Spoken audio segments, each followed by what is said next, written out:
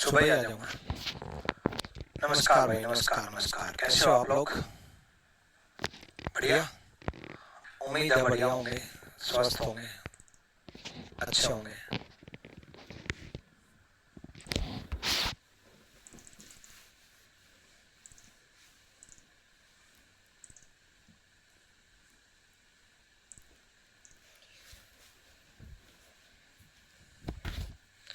राधे राधे भाई।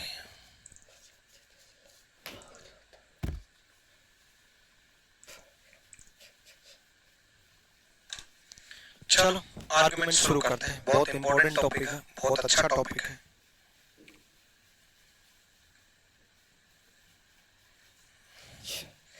अच्छा इसलिए कि भाई इसमें कोई रूल रेगुलेशन नहीं चलेगा, इसमें कोई फॉर्मूला नहीं चलेगा। तो फिर इसमें चलेगा क्या? इसमें चलेगा थिंकिंग बेस्ड। आर्गुमेंट एक एनालिटिकल रीजनिंग का पार्ट है, और एनालिटिकल रीजनिंग मींस एनालिसिस, और analysis means thinking based. Thinking based means सोच करके जवाब देना है। मैं आपको एग्जांपल करा करके ये बता सकता हूँ कि आपको सोचना कैसे है, लेकिन मैं आपकी सोच नहीं बदल सकता। तो आपको क्या करना है? आपको अपनी सोच बदलनी होगी, क्वेश्चंस को सोचने का तरीका बदलना होगा। आपको ये देखना होगा कि किस क्वेश्चन में किस तरीके से मैं सोच रहा हूं। फिर आपको आदत बनेगी मेरी सोच पकड़ने की। जब आप मेरी सोच पकड़ जाओगे तो आप अपनी सोच पकड़ दोगे, आपकी सोच बदल जाएगी, और फिर क्वेश्चंस कभी गलत नहीं होंगे। आर्गुमेंट स्टेटमेंट बेस्ड क्वेश्चंस होते हैं। इसके नाम से ही आप समझ पा रहे हो, कथन और तर्क वितर्क। आर्ग्यूमेंट का मतलब आर्ग्यू करना, मतलब डिबेट करना। लेकिन डिबेट जब भी होती है लॉजिकल पॉइंट्स पर होती है। बहस जब भी होती है बेफालतू के पॉइंट्स को कोई नहीं सुनता, बेफालतू के पॉइंट्स को कोई कंसीडर नहीं करता। मतलब लॉजिक्स इंपॉर्टेंट है, लॉजिक इंपॉर्टेंट है, लॉजिकल जो चीजें हैं वो इंपॉर्टेंट है। ठीक है, चलो डन। किस तरीके से सोचना है वो मैं आपको बता देता हूं।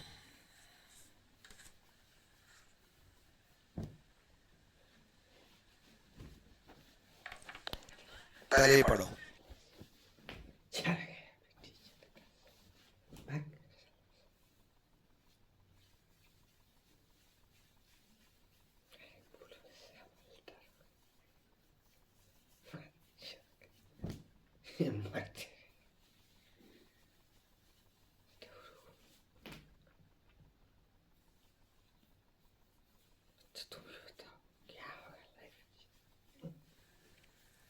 पहले पढ़ो।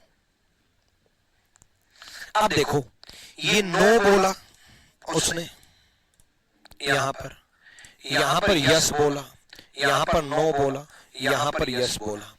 तो यस या नो इंपॉर्टेंट नहीं है, तो फिर इंपॉर्टेंट है क्या?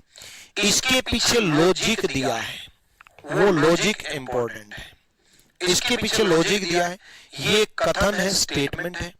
फिर ये पूछ रहा आपसे कि कोई भी काम ऐसा करना चाहिए या नहीं करना चाहिए। ठीक है, फिर नो अगर बोला है तो नो का मतलब क्या है? इसके अगेंस्ट बात बोल रहा है। नो का मतलब समर्थन नहीं कर रहा, अगेंस्ट बात बोल रहा है, तो फिर इसके नुकसान गिनवाएगा। अगर आप अगेंस्ट बात कर रहे हो तो उस बात के नुकसान गिनवाओगे। अगर आपने नुकसान गिनवाए तो सही है लॉजिक। अगर आपने यस बोला तो यस बोला तो इसके समर्थन में बात बोल रहे हो, सपोर्ट में बात बोल रहे हो। और अगर आप सपोर्ट में बात बोल रहे हो, समर्थन में बात बोल रहे हो, तो सिंपल सा फंडा है, आप इसके फायदे गिनवाओगे। अगर आपने फायदे गिनवाए तो भी सही है। यानी कि यस या नो इंपॉर्टेंट नहीं है, लॉजिक इंपॉर्टेंट है। जैसे मैं आपसे पूछूं, क्या दहेज प्रथा सही है? क्या दहेज प्रथा सही है? अब कुछ बच्चे नो बोलेंगे, कुछ बच्चे यस बोलेंगे। लालची लोग यस बोलेंगे, और जेन्युइनली जो अपने आप को एक अच्छा इंसान मानता है वो नो बोलेगा, है ना? लेकिन लॉजिक होने चाहिए। मैं बोलूं कि दहेज प्रथा सही नहीं है, क्योंकि मैंने खुद 1 रुपए में शादी की थी। रैंकस गुरुकुल यूट्यूब चैनल पे विक्रमजीत सर की शादी जो है 1 रुपए वाली वीडियो पड़ी है, देख लेना। मैंने 1 रुपए में शादी की थी, तो मैं बच्चों को कैसे बोलूंगा कि 1 रुपए में शादी मत करो? मैं हजारों बच्चों को बदल चुका, गुरु दक्षिणा में यही मांगता हूँ। फिर मैं बोल रहा हूँ दहेज प्रथा सही नहीं है, मैं बोला नो, दहेज प्रथा सही नहीं है। फिर मैं बोलूं नो, लॉजिक दूं, उसके पीछे नो बोल दिया, फिर मैं लॉजिक दूं कि इसलिए सही नहीं है क्योंकि डेवलप्ड कंट्री में नहीं लिया जाता। ये इलॉजिकल बात है। मैं नो बोल करके भी गलत साबित हो गया कि इसलिए कि डेवलप्ड कंट्री में नहीं लिया जाता, बिल्कुल गलत है। मैं बोलूं नो, दहेज प्रथा सही नहीं है क्योंकि ये बेफालतू की प्रथा है, ये भी कोई लॉजिक नहीं है। मैं बोलूं नो, दहेज प्रथा सही नहीं है, इसका मिसयूज होता है लड़के के द्वारा भी और लड़की के द्वारा भी, लड़की के द्वारा फेक केस बनाने में और लड़के के द्वारा लालच को और लालची बनाने में, महिलाओं के ऊपर प्रताड़ना करने में इसका मिसयूज होता है। अब मैंने विरोध किया और लॉजिकल सही बोला कि हाँ भाई दहेज प्रथा का मैंने नुकसान गिनवाया तो मैं सही हूं। फिर देखो मैंने नो बोला और मैं गलत भी साबित हुआ।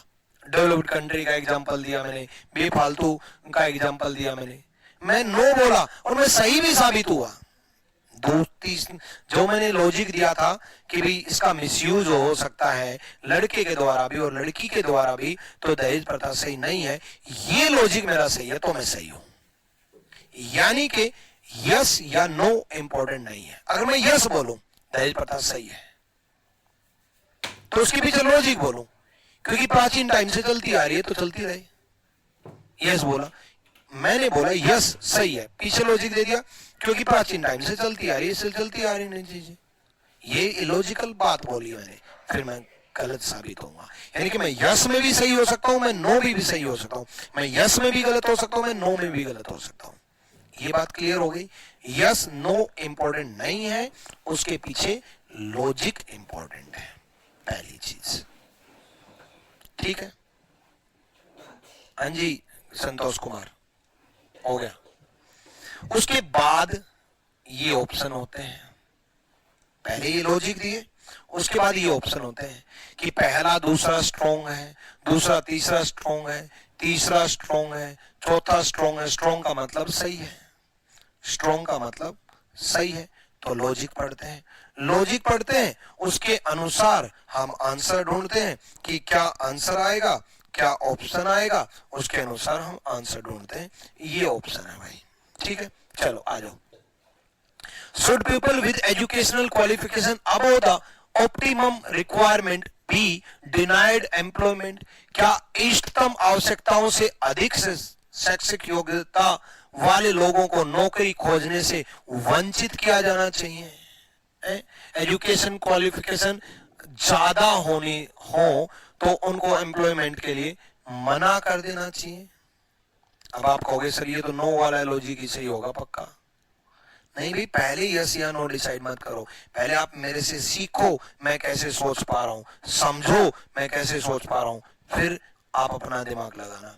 वो बोल रहा है नो, नो बोल रहा है तो इसके नुकसान अगर गिनवाए तो ठीक है लॉजिक। वो बोल रहा है no, it will further aggravate the problem of educated unemployment, यह शिक्षित बेरोजगारी की समस्या को और बढ़ा देगा। बिल्कुल, ज्यादा एजुकेशन ली और उनको नौकरी से मना कर दिया तो शिक्षित बेरोजगारी तो और बढ़ जाएगी ना, तो इसका नुकसान गिनवाया ना, तो ये काम नहीं होना चाहिए क्योंकि इसका नुकसान गिनवाया है, समस्या को और बढ़ा देगा। ये बिल्कुल पहला लॉजिक है। Next, yes, it create complications among employees and adversely effect work, यह कर्मचारियों के बीच जटिलताएं पैदा करता है और काम पर प्रतिकूल प्रभाव डालता है। हां, अगर ये काम कर दिया तो ये कर्मचारियों के बीच जटिलता पैदा करता है। देखो उसने बात पता क्या बोलना चाह रहा है, education qualification above the optimum requirement be denied employment. एक एग्जांपल है एमटीएस के लिए, 10th पास चाहिए। अब एमटीएस के लिए कोई पीएचडी वाला आएगा, पीएचडी वाला आएगा और वो एमटीएस लग गया, एक चपरासी 10th पास, एक चपरासी पीएचडी वाला। अब पीएचडी वाला आएगा तो कर्मचारियों के बीच में जटिलताएं तो पैदा होंगी। वो जब जॉब करेगा, जॉब के दौरान वो 10th पास को क्या समझेगा? अनपढ़ के बराबर समझेगा। खुद पीएचडी है, बैचलर डिग्री है, मास्टर डिग्री है, एमफिल है, पीएचडी है। अब आपको पीएचडी चपरासी क्यों बनेगा? भाई बेरोजगारी की मार। जब बीटेक एमटीएस का फॉर्म भर रहे हैं, जब एमबीए एमटीएस का फॉर्म भर रहे हैं, एक एमबीए बंदा है, एमटीएस लग रहा है, लग भी रहा है, और वो एमटीएस लगेगा, एक एमबीए बंदा, एक 10th पास स्टूडेंट जो लगेगा, तो कर्मचारियों के बीच में जटिलताएं तो आएंगी, कॉम्प्लिकेशंस तो आएंगे, काम में प्रतिकूल प्रभाव भी पड़ेगा। तो यानी कि ये लॉजिक भी सही बोल रहा है कि ये बैन होना चाहिए। चलो, बैन होने के फायदे तो गिनवाए। चलो next. No, it is against the fundamental right of individual. यह व्यक्तियों के मूल अधिकारों के विरुद्ध है। मूल अधिकारों के विरुद्ध नहीं है भाई, गलत। ठीक है, बात समझ, पहला और दूसरा समझ में आया या नहीं, ये बताओ।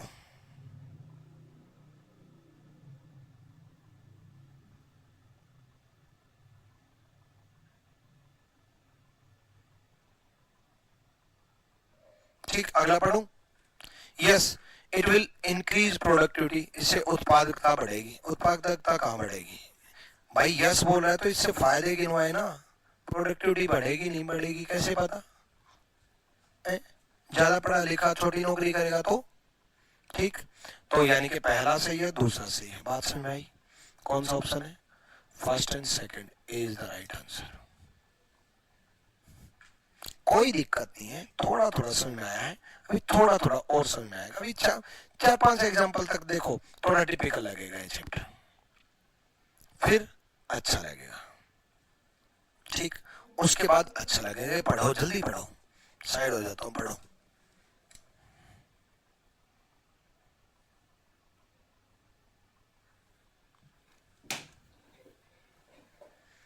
ये ऑप्शन है भाई, दूसरा चौथा, पहला दूसरा, दूसरा चौथा, ये ऑप्शन है।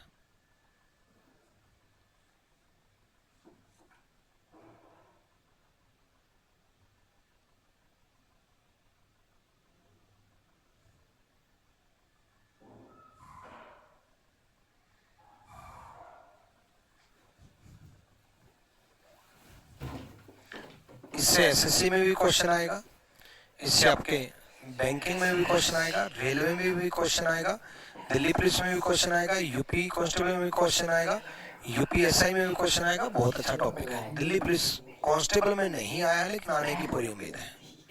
चलो, should education be made compulsory for all the children up to age of 14 year. क्या 14 वर्ष की आयु तक के सभी बच्चों के लिए शिक्षा अनिवार्य कर दी जानी चाहिए? पहला यस, कर दी जानी चाहिए। क्यों कर दी जानी चाहिए भाई? लॉजिक देखते हैं। लॉजिक अगर इसके फायदे गिनवाए तो लॉजिक ठीक है, वरना गलत है। This will help eliminating the system of forced employment of these children. इससे इन बच्चों के जबरन रोजगार की व्यवस्था को खत्म करने में मदद मिलेगी। जबरन रोजगार को खत्म, जो जबरदस्ती रोजगार करवाया जाता है भाई, क्या एक बात बताओ, इससे जबरन रोजगार से तो रिलेट ही नहीं कर रहा। एक बात बताओ, एक बच्चा है, वो पढ़ा लिखा है, फिर भी उससे जबरदस्ती जॉब करवाई जा रही है, जबरदस्ती रोजगार करवाया जा रहा है, तो वो पढ़ा लिखा हो या वो अनपढ़ हो, जो जबरदस्ती रोजगार करवा रहा है वो तो इस बात को थोड़ी ना देखेगा। बच्चा आकर के बोलेगा मैं पढ़ा लिखा हूं, मेरे से नहीं करवा सकते, तो इस बात का इस लॉजिक से कोई रिलेशन ही नहीं है। एजुकेशन होना चाहिए कंपलसरी, इस वजह से जो फोर्स्ड एम्प्लॉयमेंट कम हो जाएगा, एलिमिनेट हो जाएगा, कम भी नहीं, खत्म हो जाएगा। इसका कोई ऑप्शन नहीं है, लॉजिक नहीं है, कोई लॉजिक नहीं है इसका। ठीक है, तो यानी कि पहला गलत हुआ। पहला गलत हुआ तो ये ऑप्शन गया। पहला गलत हुआ, ये ऑप्शन गया। भाई बच्चा अगर अनिवार्य कर दिया तो पढ़ा लिखा होगा, पढ़ा लिखा होगा तो तब भी जबरदस्ती रोजगार करवाया जा सकता है उससे, मजबूरी में भी करवाया जा सकता है उससे, घर वाले भी करवाया सकते हैं। ऐसा तो नहीं है कि हर ढाबे पे काम करने वाला बच्चा अनपढ़ ही हो, या हर रेहड़ी पर काम करने वाला बच्चा अनपढ़ ही हो, ऐसा नहीं है ना। हर मजदूरी करने वाला बच्चा अनपढ़ ही हो, वो भी जाते हो स्कूल में। तो next, yes this is an effective way of educating the entire population. यह संपूर्ण जनसंख्या को शिक्षित बनाने का एक प्रभावी तरीका है। अगर 14 साल से नीचे के सारे कंपलसरी कर दिया, कंपलसरी मतलब पढ़ना पड़ेगा, पढ़ना पड़ेगा तो सब पढ़ेंगे, जब पढ़ेंगे तो नई जनरेशन पढ़ी हुई आएगी, तो सब एजुकेटेड हो जाएंगे। पुरानी जनरेशन आज नहीं तो कल बुजुर्ग होकर के जाएगी, अनपढ़ लोग आज नहीं तो कल इस दुनिया से जाएंगे। तो आने वाले टाइम में एंटायर एजुकेशन सिस्टम मतलब एजुकेशन सिस्टम नहीं बदलेगा, एंटायर पॉपुलेशन एजुकेटेड हो जाएगी, पढ़ी लिखी हो जाएगी। बिल्कुल सच बात है, यस बोला और इसके फायदे भी गिनवाए, और वो फायदा भी है बिल्कुल। उसके बाद दूसरा सही है, तो जिसमें दूसरा नहीं दे रखा वो गया, ये खत्म। अब चौथा और देख लो, तीसरा देखो ही मत। ऑप्शन ऐसे हेल्प करेंगे, तीसरा देखो ही मत, क्योंकि ऑप्शन कौन सा है, दूसरा और दूसरा, चौथा बच गया, तो तीसरा देखो ही मत। ठीक है, नेक्स्ट, फिर भी मुझे सिखाना है इसलिए तीसरा पढ़ा देता हूं। नो, नहीं होना चाहिए कंपलसरी, नहीं कंपलसरी होना चाहिए। क्यों? We do not have enough infrastructure to educate the entire population. हमारे पास पूरी आबादी को शिक्षित करने के लिए पर्याप्त बुनियादी ढांचा नहीं है। पहली चीज, पर्याप्त बुनियादी ढांचा है, स्कूल्स खाली पड़े हैं, सरकारी स्कूल्स खाली पड़े हैं, वहां बच्चे नहीं पहुंच रहे हैं, तो बुनियादी ढांचा तो है। आज नौबत यह है कि कई हजार स्कूल यूपी गवर्नमेंट को बंद करने पड़ रहे हैं, सरकारी स्कूल, तो बुनियादी ढांचा तो है। और नहीं भी है तो भाई हम जैसे लोग, आप जैसे लोग टैक्स पे कर रहे हैं, सरकार को टैक्स दे रहे हैं, इसी वजह से तो दे रहे हैं। बुनियादी ढांचा अगर जनसंख्या के लिए नहीं है तो बनाए, ये कोई लॉजिक नहीं है कि इसलिए मत करो क्योंकि हमारे पास बुनियादी ढांचा नहीं है, गलत। Next, yes this will increase standard of living. इससे जीवन स्तर में वृद्धि होगी, जीवन स्तर में वृद्धि होगी। एक एजुकेशन देना जीवन स्तर में वृद्धि नहीं की जाती। एजुकेटेड पीपल भी गलत हो बन जाते हैं, एजुकेटेड लोग भी गलत बन जाते हैं, उनका जीवन स्तर भी इतना गिरा हुआ हो जाता है, वो जीवन स्तर भी उनका गिरा हुआ होता है, उनका जमीर भी गिरा हुआ होता है। ऐसा नहीं है कि पढ़ा लिखा हो गया तो लिविंग स्टैंडर्ड बढ़ जाएगा। लिविंग स्टैंडर्ड तब भी कम हो सकता है, गरीबी के तौर पे भी कम हो सकता है। बहुत सारे पढ़े लिखे लोग गरीब हैं और जीवन जीने की शैली भी कम हो सकती है, और खुद का स्टैंडर्ड भी गिरा हुआ हो सकता है। तो ये भी लॉजिक गलत है, यानी कि केवल दूसरा लॉजिक सही है, यानी कि फोर्थ भी गलत हुआ। सी इज द राइट आंसर, सी सही जवाब है, फोर्थ गलत है भाई। कि एजुकेशन होना लिविंग स्टैंडर्ड कैसे बढ़ा देगा भाई? है? एक बच्चा एजुकेटेड है लेकिन बहुत गरीब है, पहनने के कपड़े नहीं है, एजुकेटेड है, जिंदगी जीने का स्टैंडर्ड कैसे बढ़ जाएगा उसके पास? खाने को रोटी नहीं है, स्टैंडर्ड कैसे बढ़ जाएगा उसका? चलो नेक्स्ट, अगला देखो भाई। लो पहले खुद पढ़ो भाई, पहले खुद पढ़ो तब समझ में आएगी चीजें, जब तक खुद नहीं पढ़ोगे तब तक समझ में नहीं आएंगी।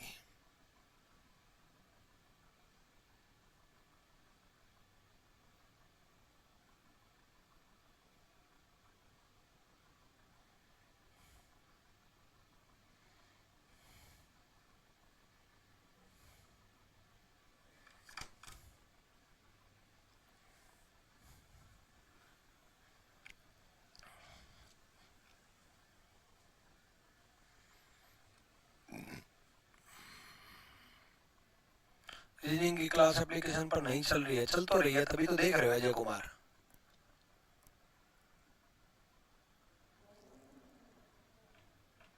अगर फैमिली में प्रॉब्लम चल रही है तो उस टाइम कैसे कंसंट्रेट करें, प्लीज गाइड।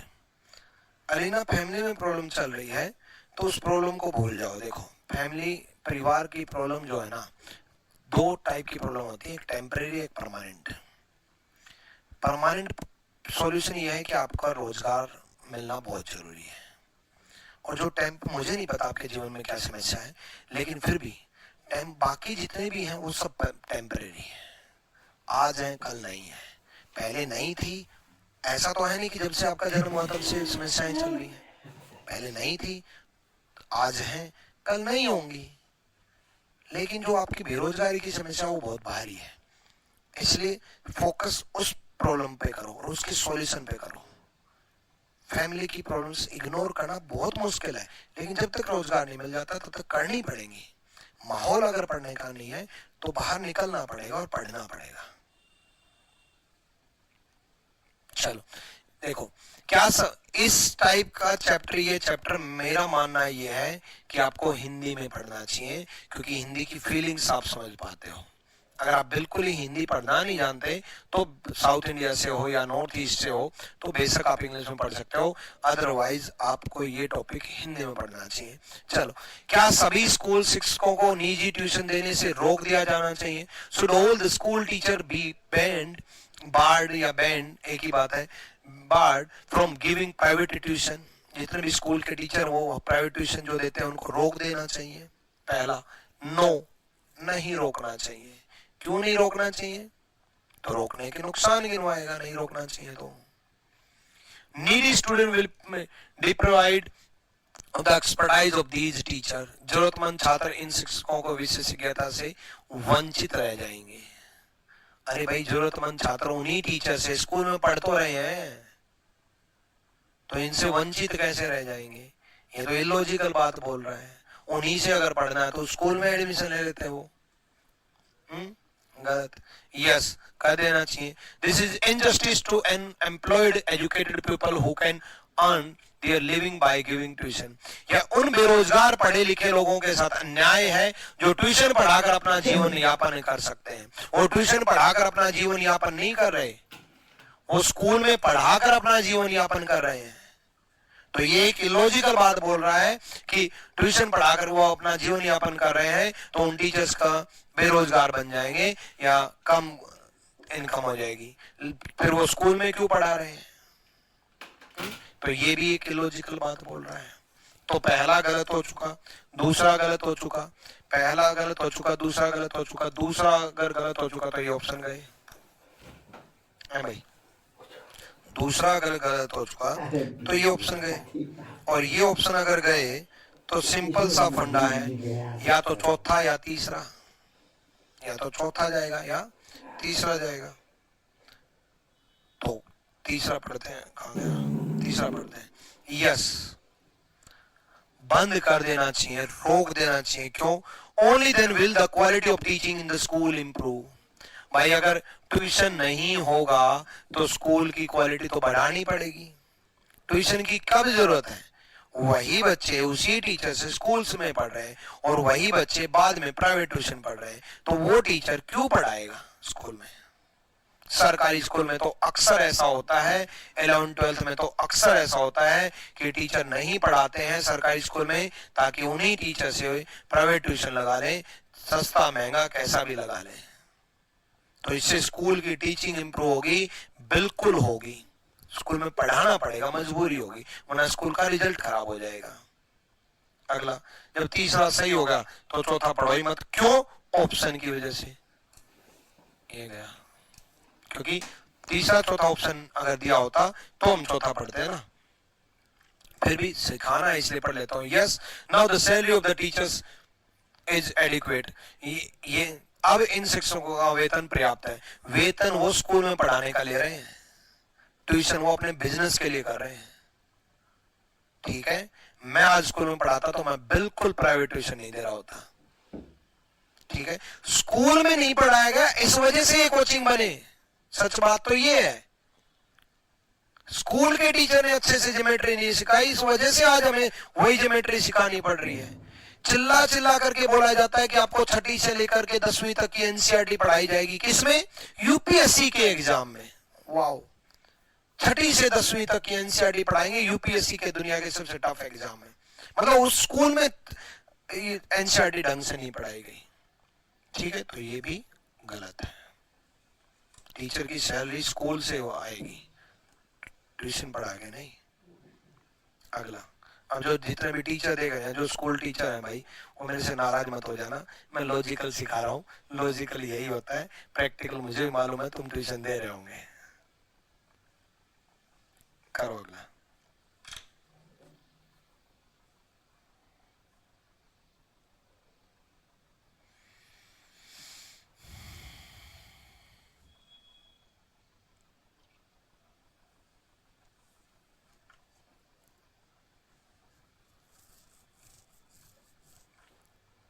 करो एक बार।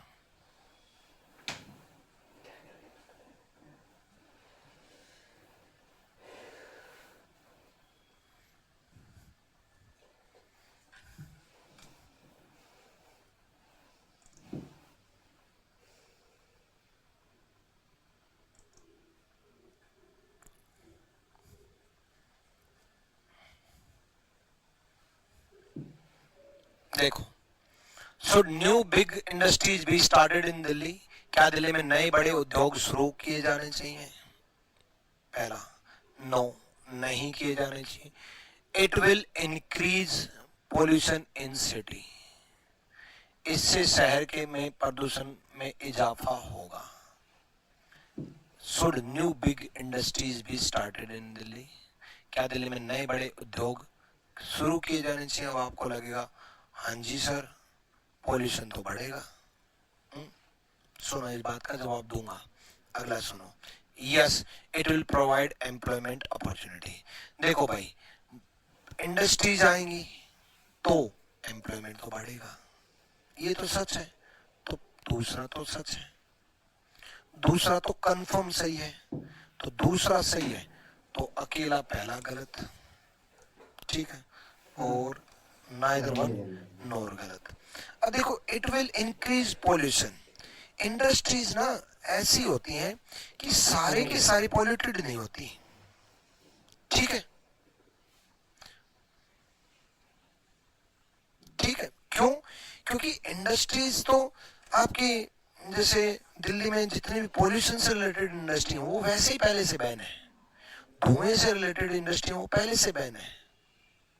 लेकिन और भी आईटी सेक्टर है, वो भी एक इंडस्ट्री है।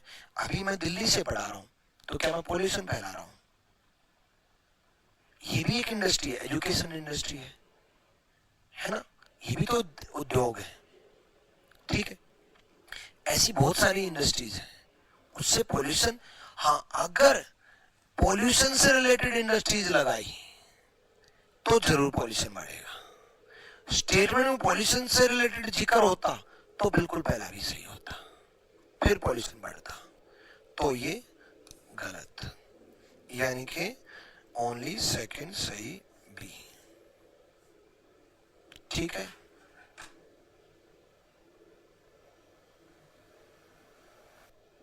सर क्वालिटी कैसे इंप्रूव होगी अगर ट्यूशन, प्राइवेट ट्यूशन बंद कर दिया तो? टीचर सब पैसा लेंगे और आराम करेंगे, ये भी तो हो सकता है। सर क्वालिटी कैसे इंप्रूव होगी? अंकित कुमार कह रहे हैं। अच्छा, एजुकेशन क्वालिटी कैसे इंप्रूव होगी बच्चों की? अच्छा, क्वालिटी कैसे इंप्रूव होगी? टीचर आराम करेंगे। अरे भाई एक बात बता, स्कूल में टीचर, प्राइवेट स्कूल में तो टीचर को वैसे ही आराम नहीं करने दिया जाएगा, और सरकारी स्कूल में पता चला कि सरकारी स्कूल में रिजल्ट आया पूरे स्कूल का फेल, सरकार के ऊपर क्वेश्चन मार्क खड़ा नहीं हो जाएगा? और स्कूल के ऊपर, टीचर्स के ऊपर क्वेश्चन मार्क नहीं खड़ा हो जाएगा? सस्पेंड नहीं हो जाएंगे? तो क्वालिटी तो, जब तो उनके पास पता है ट्यूशन वो पढ़ा नहीं सकते, तो वहीं पढ़ाएंगे। प्राइवेट में भी लगा लो, पता है स्कूल में अच्छे से पढ़ाएंगे वो, क्योंकि पता है वो ट्यूशन नहीं दे सकते। जैसे मैं जिस स्कूल में पढ़ा था, उस स्कूल में टीचर्स को सख्त हिदायत थी, और आज भी, कि ट्यूशन नहीं पढ़ाएगा कोई भी। तो उनकी मजबूरी थी स्कूल में अच्छा पढ़ाने की। कि हमारी दूसरी इनकम तो होनी नहीं, कमाई यहीं से होनी, तो रिजल्ट यहीं से इंप्रूव करना है। तो स्कूल में, टीचिंग इन स्कूल्स, स्कूल में इंप्रूव तो होगी ना। आराम कैसे करेंगे वो? आराम करने कौन देगा उनको? सरकारी स्कूल में सरकार ना आराम करने दे। चलो ये देखो, should state run lotteries be banned, क्या राज्य द्वारा संचालित लॉटरी को बंद करना चाहिए? वो बोल रहे हैं no, government will not get revenue, सरकार को राजस्व प्राप्त नहीं होगा। ये तो एक इलॉजिकल बात है, ये तो ऐसी बात है कि सरकार को राजस्व सिर्फ इसी से प्राप्त हो रहा है, ठीक है, तो ये तो इलॉजिकल कि इसलिए बैन नहीं होनी चाहिए। Yes, government should not promote gambling, सरकार को जुए का बढ़ावा नहीं देना चाहिए, बिल्कुल सरकार को बढ़ावा नहीं देना चाहिए, गैम्बलिंग को बढ़ावा देना बिल्कुल गलत है। तो दूसरा लॉजिक सही है, सेकंड स्ट्रॉन्ग बी सही है। नेक्स्ट करो।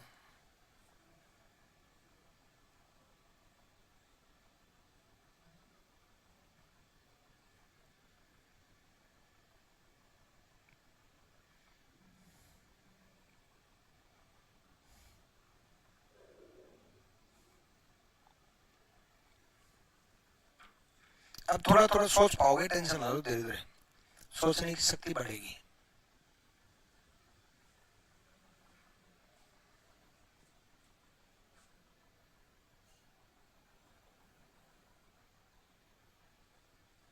साहब कितना अच्छा समझाते हैं, थैंक यू भाई। देखो, क्या सरकारी स्कूलों के मध्याह्न भोजन बंद कर देना चाहिए? मिड डे मील जो चला रखा है, should mid day meal be discontinued in government schools? पहला नो, नहीं करना चाहिए। It provide at least one time meal to an unprivileged children, यह वंचित बच्चों को कम से कम एक समय का भोजन प्रदान करता है। बिल्कुल, ऐसे भी गरीब बच्चे हैं जिनको एक टाइम का भोजन भी से भी वंचित रहते हैं, और उस एक टाइम के भोजन के लालच में बहुत सारे पेरेंट्स ऐसे भी हैं कि बच्चों को स्कूल भेज देते हैं कि कम से कम एक टाइम का खाना तो वहां पर मिलेगा। इतनी गरीबी भी है इस देश में। तो बिल्कुल पहल सही है, जो वंचित लोग हैं जिनको एक टाइम का खाना भी नहीं मिलता, उनको मिड डे मील से खाना तो मिल जाएगा, तो बिल्कुल सही है। यस, बंद कर देना चाहिए। It provides wrong incentive to attend school, यह स्कूल में जाने के लिए गलत प्रोत्साहन प्रदान करता है। पहली चीज, किसी भी प्रोत्साहन से अगर बच्चा स्कूल में पहुंचता है तो गलत होता ही नहीं। अब मैं ये नहीं कह रहा कि स्कूल में जुआ दारू चला देना चाहिए, हर कोई स्कूल में पहुंच जाएगा, पार्टी कर देनी चाहिए हर कोई, वो हमेशा सोसाइटी पे नेगेटिव इंपैक्ट ना पड़े, वो लॉजिक गलत है, जिससे सोसाइटी समाज पर गलत प्रभाव पड़े। खाना देना ये गलत प्रोत्साहन थोड़ी ना है। ठीक है, इसके लालच में अगर हर बच्चा स्कूल अटेंड कर रहा है लेकिन एजुकेशन तो ले पा रहा है, यहीं पे शराब बट रही होती, जुआ खेला जाता, कुछ और गैम्बलिंग चल रही होती, कुछ और नेगेटिव चीजें सिखाई जा रही होती, तो गलत प्रोत्साहन है। गलत चीजों का गलत प्रोत्साहन है, खाना देना गलत प्रोत्साहन नहीं है।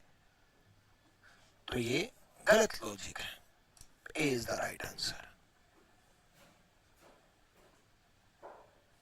डन। नेक्स्ट करो भाई, पढ़ो एक बार, लो साइड हो गया, पढ़ो भाई पढ़ो, जब तक आप नहीं पढ़ोगे तब तक बात नहीं बनेगी।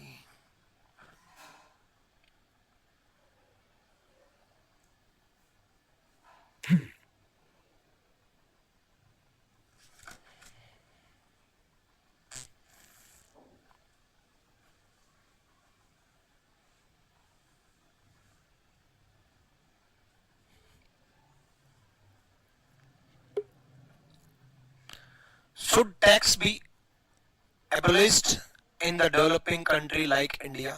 क्या भारत जैसे विकासशील देश में करों को समाप्त कर देना चाहिए? No. Tax are good source of income of the government to take steps for the development of the country. नहीं, सरकार के लिए देश के विकास के हेतु कदम उठाने के लिए कर आय का एक अच्छा स्रोत है। भाई सरकार की इनकम किससे होती है? टैक्स से।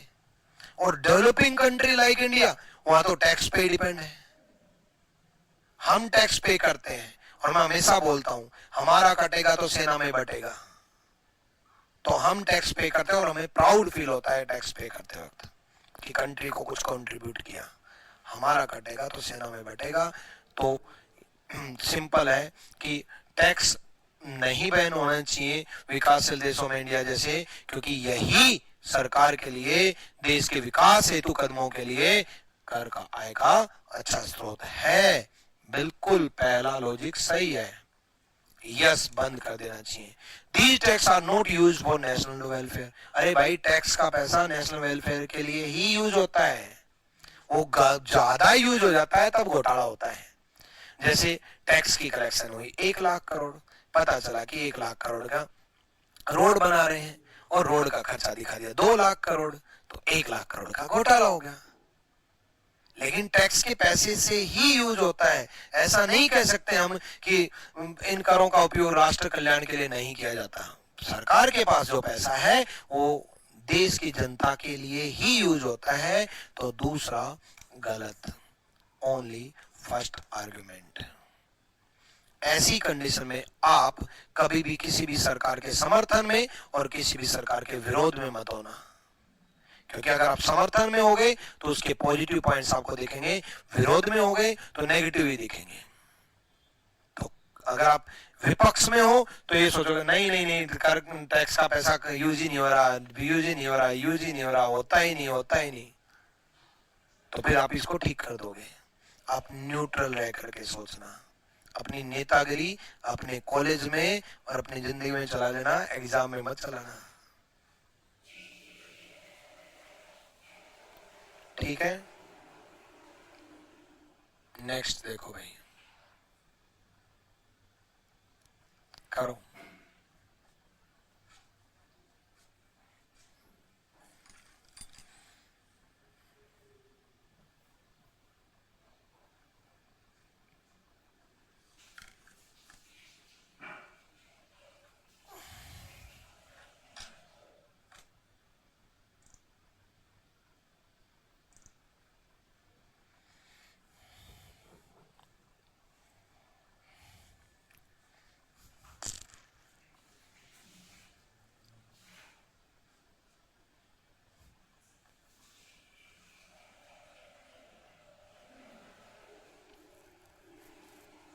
देखो ये थोड़ा डिफरेंट है, इसमें यस नो नहीं है।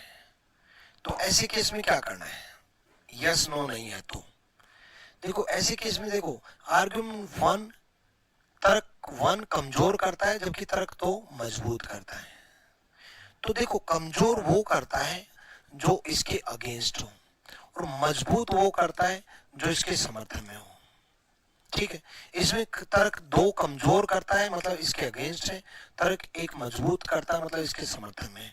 तो ऐसे केस में कौन सा उसके समर्थन में, सपोर्ट में है और कुछ कौन सा उसके विपक्ष में है, अगेंस्ट है, समर्थन में नहीं है, वो निकालना होता है। ठीक है, तो वो निकालना है। तो देखो आ जाओ। To control rising price in the domestic market, the government is proposing to ban wheat export for the next 4 weeks। घरेलू बाजारों में बढ़ती कीमतों पर काबू पाने के लिए सरकार अगले 4 हफ्तों के लिए गेहूं के निर्यात पर प्रतिबंध लगाने का प्रस्ताव कर रही है। एक प्रस्ताव रखा गया है। ठीक है, प्रस्ताव रखा गया है। तो पहला, flood in various parts of the country have led to sharp drop in wheat crop production this season। देश के विभिन्न हिस्सों में बाढ़ के कारण इस मौसम में गेहूं की फसल के उत्पादन पर भारी गिरावट आई। ठीक है, अब एक बात बताओ, बाढ़ आ गई तो कम अनाज गेहूं का फसल कम उत्पादन हुआ, तो देश को जरूरत है। देश को जरूरत है तो जब देश को ही जरूरत है तो कीमत बढ़ेंगी। उन कीमतों को कंट्रोल करने के लिए सरकार ने फैसला किया कि 4 हफ्ते तक हम दूसरे देशों को नहीं भेजेंगे, क्योंकि जो हमारे ही देश को जरूरत है तो दूसरे देशों को क्यों भेजें। तो पहले अपने देश को बचाया जाएगा ना भाई। तो ये इस बात को मजबूत कर रहा है, स्ट्रोंग कर रहा है, ये इस बात को स्ट्रोंग कर रहा है कि हां ऐसी सिचुएशन आई है तो ऑब्वियसली बात है एक्सपोर्ट रोक दिया जाएगा, क्योंकि देश को अनाज की ज्यादा जरूरत है।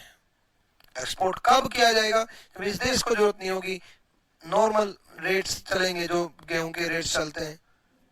अब बाढ़ आ गई देश के विभिन्न हिस्सों में, तो गेहूं का उत्पादन कम हुआ, तो देश को ही जरूरत पड़ेगी। तो पहला स्ट्रोंग कर रहा है, पहला स्ट्रोंग कर रहा है। तो ऑप्शन वो छाटो जो पहला स्ट्रोंग कर रहा है। तर्क 1 कमजोर कर रहा है, गलत। तर्क 1 स्ट्रोंग कर रहा है, अभी देखेंगे, रुको। दोनों तर्क 1 और सेकंड मजबूत कर रहा है। फर्स्ट तो स्ट्रोंग कर ही रहा है, दूसरे को अभी देखेंगे। दोनों 1 और 2 कमजोर कर रहे हैं। नहीं भाई, पहला तो कमजोर कर रहा है, ऑप्शन गलत। अब दूसरा भी अगर मजबूत करता मिला इसको, इसके समर्थन में बात बोली तो सी, और दूसरा नहीं मिला तो बी।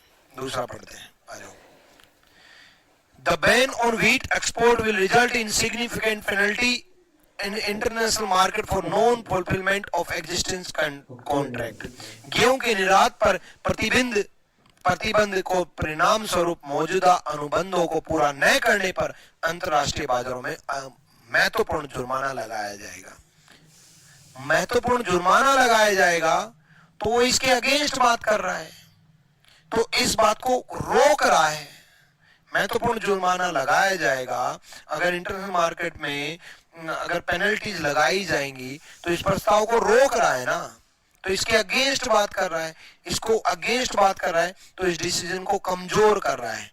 रोकना मतलब कमजोर करना, यानी कि इस डिसीजन को कमजोर कर रहा है, वीक कर रहा है। ये स्ट्रोंग कर रहा है, तो दूसरा वीक कर रहा है, पहला स्ट्रोंग कर रहा है, दूसरा कमजोर कर रहा है।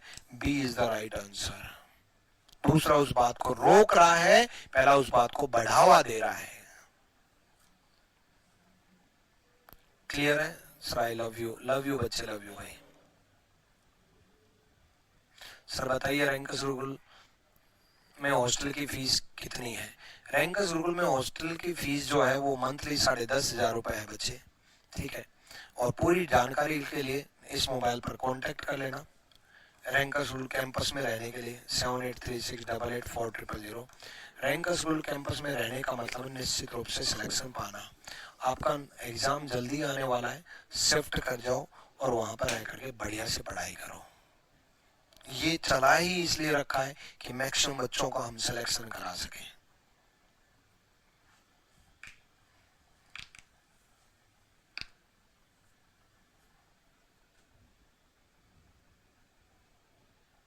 ठीक है प्रीति कुमार, कोई दिक्कत नहीं है, आराम करो। नेक्स्ट पे आते हैं। नेक्स्ट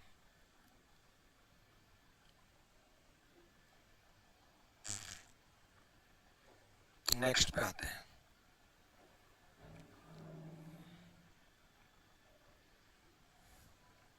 करो।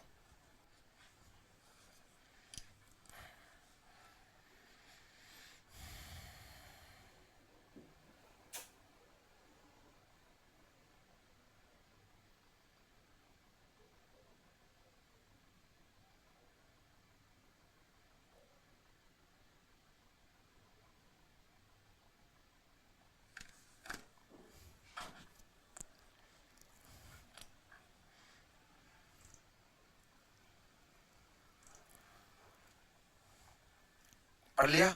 चलो मैं बढ़ाता हूं। सुनो, स्टूडेंट हैव कंप्लेन्ड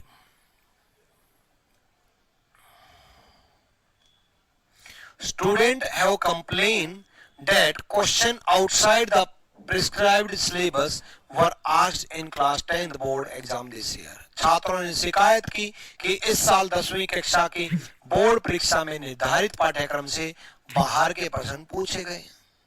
ये छात्रों की शिकायत है, तो ये जायज है नाजायज है, देखते हैं कौन सी स्टूडेंट इसको सपोर्ट कर रही है, कौन सी अगेंस्ट बोल रही है। ठीक है। There has been an 8% drop in the passing percentage in class 10th board exam this year. इस वर्ष 10वीं कक्षा के बोर्ड परीक्षा में उत्तीर्ण प्रतिशत 8% की गिरावट आई। तो बहुत सारे स्टूडेंट फेल हो गए तो बच्चों ने कंप्लेन की कि सिलेबस से बाहर क्वेश्चन पूछ लिए।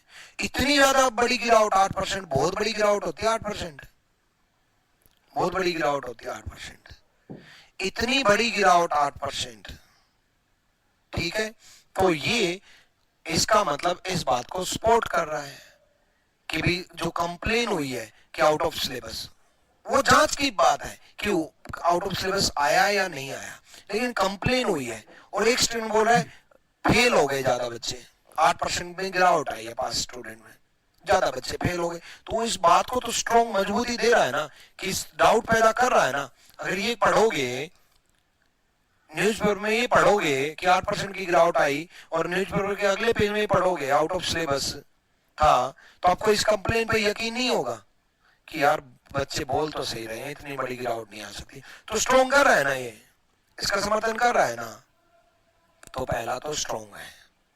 चलो next, there has been a 15% increase in the number of students securing more than 60% marks in class 10th board exam this year. इस वर्ष 10वीं कक्षा के बोर्ड में परीक्षा 60% से अधिक अंक प्राप्त करने वाले छात्रों में 15% की वृद्धि हुई। एक बात बताओ, मतलब इंटेल ज्यादा परसेंटेज लेने वाले स्टूडेंट की परसेंटेज बढ़ गई और कंप्लेन हो रही है आउट ऑफ सिलेबस। कभी ऐसा देखा कि कंप्लेन कर रहे हैं बच्चे आउट ऑफ सिलेबस आया है और ज्यादा परसेंटेज लेने वाले बच्चों की संख्या बढ़ गई? नहीं, ये तो बिल्कुल इसके अपोजिट बात बोल रहा है, तो इसको कमजोर कर रहा है, वीक कर रहा है। यानी कि पहला स्ट्रॉन्ग है, दूसरा वीक है, पहला स्ट्रॉन्ग है, दूसरा वीक है, दूसरा कमजोर है। पहला कथन को मजबूती दे रहा है, सी इज द राइट आंसर। पहला कथन को पे डाउट पैदा कर रहा है कि हाँ यार ये सत्य बात है, दूसरा पढ़ते ही तो बिल्कुल बेफालतू की बात लग रही है। अब ये समझो ये न्यूज़पेपर की कटिंग पढ़ रहे हो कि 60% से ज्यादा नंबर लेने वालों की संख्या बढ़ गई, और फिर अगले न्यूज़पेपर में पढ़ रहे हो कि कंप्लेन हुई आउट ऑफ सिलेबस। आप ये नहीं कहोगे बेतु की बात आउट ऑफ सिलेबस, तो कमजोर किया ना कमजोर, बिल्कुल। नेक्स्ट क्वेश्चन, अगला सवाल, अगला भी इसी तरीके से कमजोर और स्ट्रॉन्ग वाला करो भाई।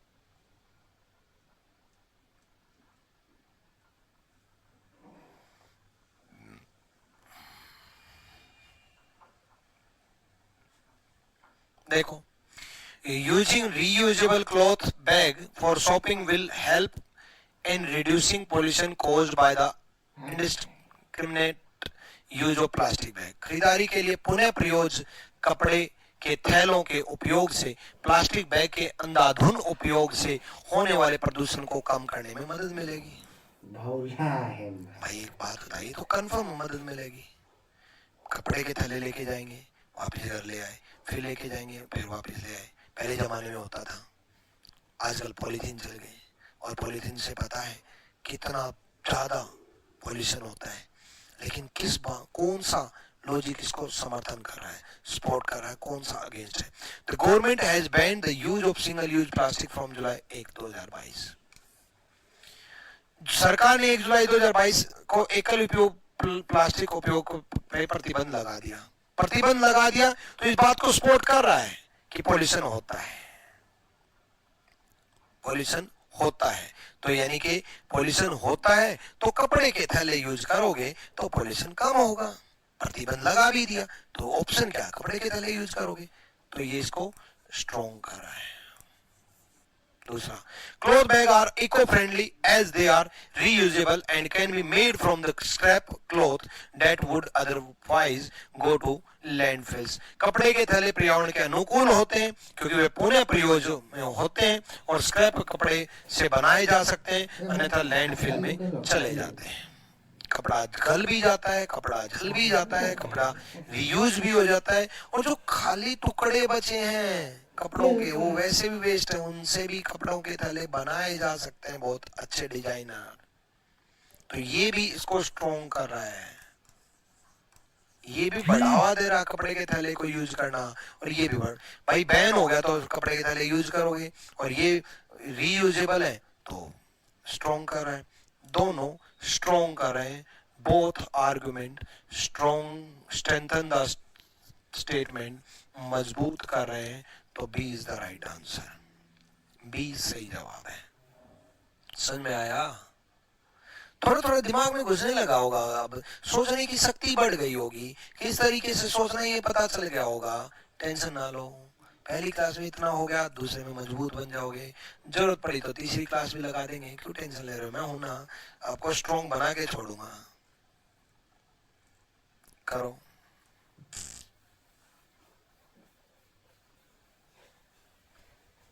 धीरे धीरे Pratiksha sir your concept are great, thank you भाई, थैंक यू। हॉस्टल कहाँ है सर, हॉस्टल कहाँ है सर? हॉस्टल दिल्ली में है भाई, नरेला में है दिल्ली में। ठीक है, उस नंबर पे कांटेक्ट कर लेना एक बार।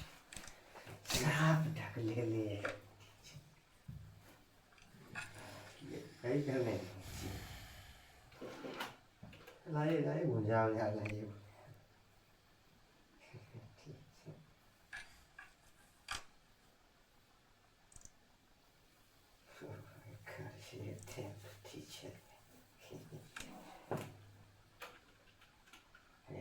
समझे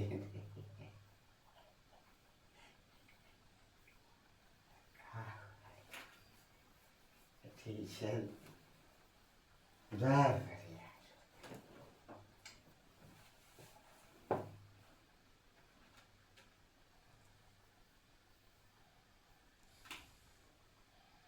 साहब उड़ा ले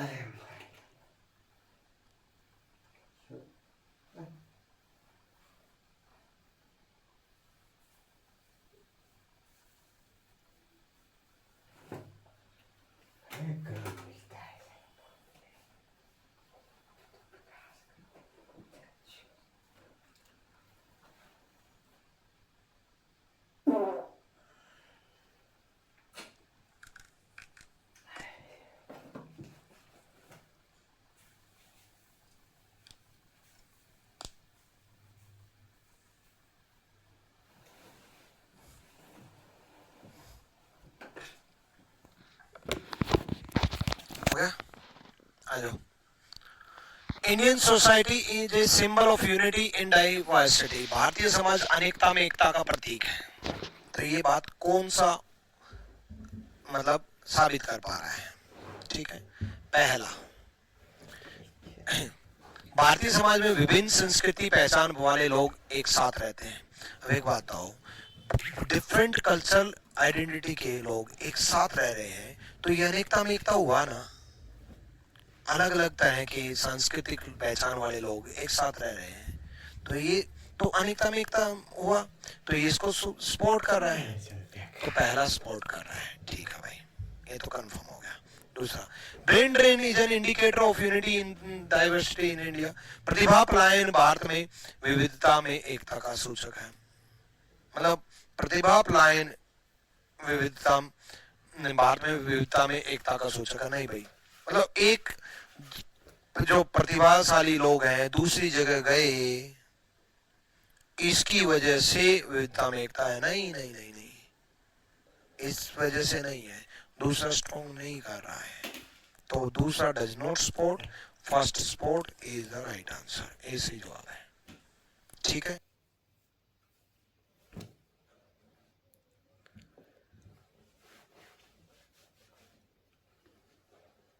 हाँ तो फिर कायल ने देखा देखिए यही है ऐसे थोड़ी ये होता है। चलो हटो बेटी है अच्छी लगा। अरे ईद साहब बेटी से ढक ले। अरे बेटी छोड़ नहीं पढ़ो आराम से जाओ कोचिंग पढ़ो पढ़ो स्कूल स्कूल में बेटी छोड़ कोई विकास तो करने वाला बेटी छोड़ दिमाग खा जाएगा विकास नहीं